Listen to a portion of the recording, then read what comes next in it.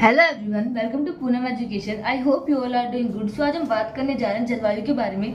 जलवायु को इंग्लिश में कहा जाता है क्लाइमेट। तो एक क्षेत्र में होने वाले मौसम के कुल योग को जलवायु कहते हैं। यानी कि एक क्षेत्र है जहाँ पर एक मौसम कई समय तक बना हुआ है, तो उसके कुल योग को कहा जाता है जलवायु। अब भारत में आप देख सकते हैं कि भारत में हर समय एक नई तरह की ऋतु रहती है, तो इसमें भारत की कोई जलवायु नहीं है।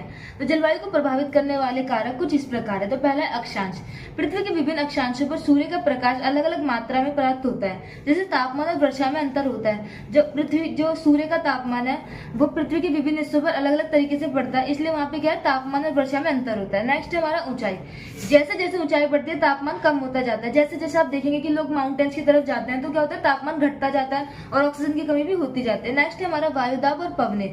वायुदाब और पवने तापमान और वर्षा के वितरण को प्रभावित करती है। जो पवने होते हैं, जो वायुदाब होता है, वो भी क्या करती है, वर्षा और तापमान के वितरण को प्रभावित करते हैं। नेक्स्ट है हमारा समुद्र से दूरी। समुद्र के पास के क्षेत्रों में तापमान समशीतोष्ण होता है, जबकि दूर के क्षेत्रों में जलवायु अधिक विषम होती है। जो समुद्र के पास का जो एरिया होता है, वहां का जो तापमान होता है वो ज्यादा समशीतोष्ण होता है, और जो जितना दूर जो क्षेत्र होगा उसकी जलवायु उतनी ज्यादा विषम होगी। नेक्स्ट है हमारा महासागरीय धाराएं। गर्म में ठंडी महासागरीय धाराएं तटीय क्षेत्र की जलवायु को प्रभावित करती है। जैसी धाराएं होगी वैसे वहां का जलवायु होगा। अगर ठंडी महासागरीय धारा है तो वहां का मौसम, वहां की जलवायु ठंडी होगी। नेक्स्ट है हमारा उच्चावच लक्षण। पर्वत श्रृंखला वर्षा और तापमान के वितरण को प्रभावित करती है। उच्चावच लक्षण है, उसमें जो पर्वत श्रृंखला है वो वर्षा और तापमान के वितरण को प्रभावित करती है। आई होप ये वीडियो आपके लिए बहुत ज्यादा यूजफुल होगा। Thank you so much.